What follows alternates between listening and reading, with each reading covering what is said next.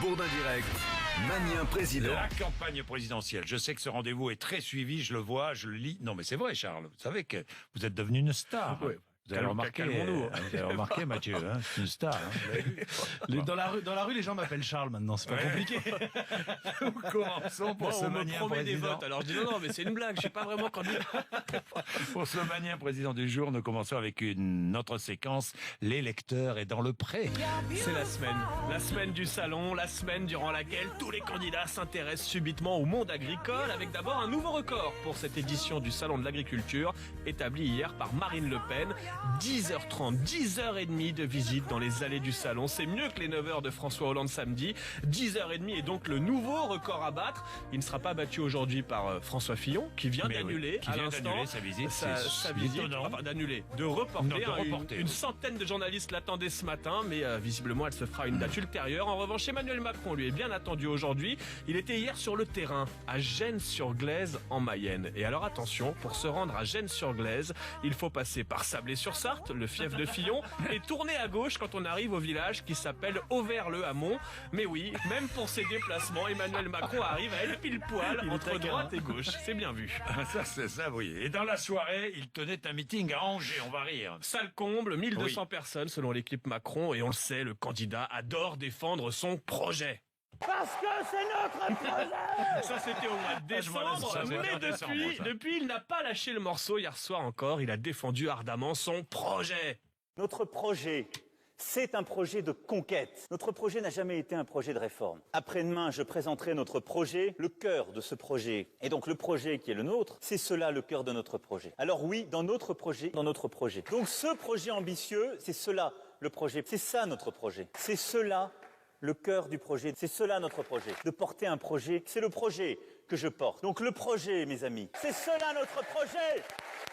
Vive la République et vive la France. Concentré maintenant sur cette séquence. Et vive le projet surtout, hein, c'est ça qu'il pas que ça fallait déraille. retenir hier soir. À gauche, certains socialistes lâchent Benoît Hamon. C'est un peu l'arroseur arrosé. Le frondeur Benoît Hamon qui fait face à la grogne de ses camarades. C'est Jean-Marie Le Guen qui a lancé les hostilités hier matin. Benoît Hamon, c'est un programme d'une gauche radicalisée. Quelque part, il est dans une impasse. Après la radicalisation de son discours, il s'est, j'allais dire, isolé en tenant un discours extrêmement radical. Je pense que tout le monde a compris l'élément de C'était sur langage. RTL hier matin. Benoît Je Hamon voudrais s'est préciser les choses. radicalisé, nous dit Oui. Jean-Marie Le Guen. Et ce n'est pas la première fois qu'il dénonce la radicalisation de ses concurrents ou adversaires en politique. Par exemple, Cécile Duflot. Et Cécile Duflot, elle est dans une espèce de voie de radicalisation. Ou encore Arnaud Montebourg. Arnaud Montebourg, je constate qu'il prend toujours le chemin de la radicalisation. Ou même François Fillon. François Fillon, il s'est radicalisé. Bref, tout le monde se radicalise si on écoute Jean-Marie Le Guen qui voit des radicaux partout. Dites-moi, Charles, l'oubli de la semaine, parce que plusieurs auditeurs m'ont demandé, mais Je nous sais. n'avons pas, Des dizaines de mails. nous n'avons pas eu droit à l'édito de Jean-Christophe Cambadélis. Oui, c'est un petit drame, les amis, que je vis en ce moment. L'édito de Camba, j'en ai bien peur. C'est fini. Ah bon, C'était non. notre rendez-vous hebdomadaire avec le premier secrétaire du PS. Alors pour ceux qui auraient raté les épisodes précédents, l'édito de Camba, c'était ça. Bonjour mes amis.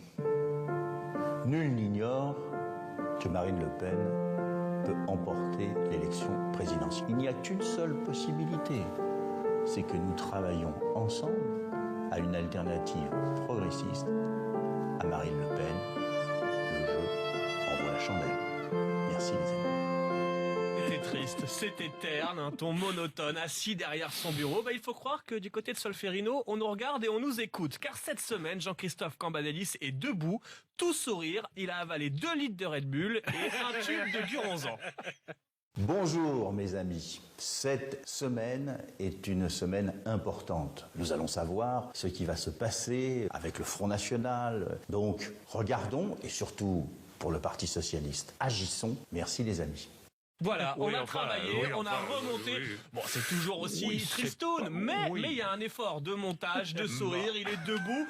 Bon, ça ne soulève pas les foules pour autant. À l'heure où je vous parle, nous sommes 84 à avoir regardé l'édito de Camba cette semaine. Pas de Bon. quoi faire basculer l'élection. Henri Guénaud, notre invité dans quelques minutes, évidemment, sur l'antenne d'RMC et de BFM TV.